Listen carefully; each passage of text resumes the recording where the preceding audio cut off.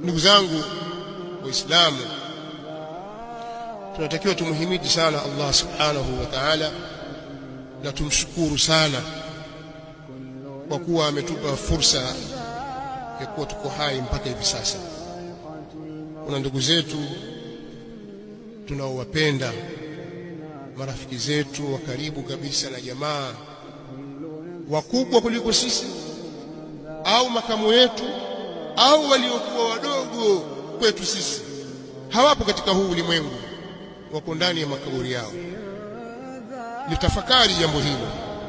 Fursa hii ya kuambiwa pengine maneno kama haya ya kuzindushwa, wao hawakuipata. Fursa hizi walizopewa na misimu hii ya kheri waliopewa, wao hawakuitumia. Kuna mambo yaliwashughulisha katika huu ulimwengu, walikuwa wako busy na mambo, ajira, utafutaji wa riziki. Walikuwa wako mbio sana, wanatafuta riziki. Utafutaji wa riziki ukawatoa katika njia au ukawaghafilisha katika mambo ya kheri, mpaka wakajikuta wameingia kwenye makaburi. Hakuna hiyo riziki walikuwa ukitafuta ya maana walichotuachia hapa ulimwenguni, wala athari njema walioiacha, bali wamebeba mizigo ya madhambi. Tafuta kwenye familia yako watu unaowajua na kuwapenda wewe, watu wa karibu yako waliokuwa wakubize katika mambo yao ya kilimwengu, kiasi ambacho ukimwambia jambo fulani ukamwambia, wajua bwana, maisha sasa hivi tuko mbioni kutafuta maisha, wajua nikipata nafasi. Watafute wale watu, uangalie wameacha nini hapa ulimwenguni, hicho cha maana ambacho walikuwa wao kukimbilia, ni kipi cha maana walichokiacha, na hivi sasa wako ndani ya makaburi wamelala. Ukijitafuta namna hiyo utajipata vizuri sana. Alhaakumut takathur hatta zurtumul maqabir.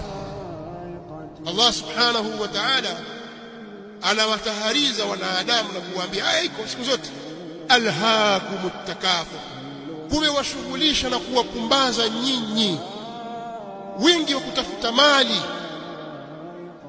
Huu wingi wa kutafuta mali huu umewapumbaza nyinyi, umewashughulisha nyinyi, hatta zurtumul maqabir, mpaka mkayaingia makaburi, mkayazuru makaburi, mkawa ni ashabi alqubur.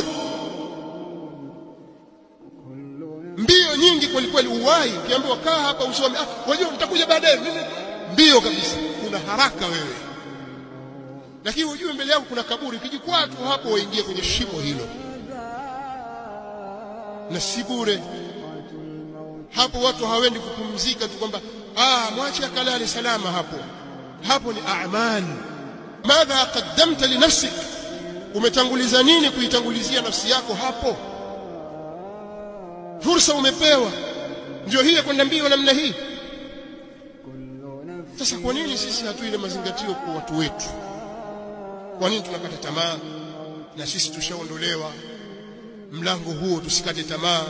Wa rabbukal ghafuru dhur rahma, Mola wako wewe ni mwingi wa msamaha, msamehevu mno, tena mwenye huruma.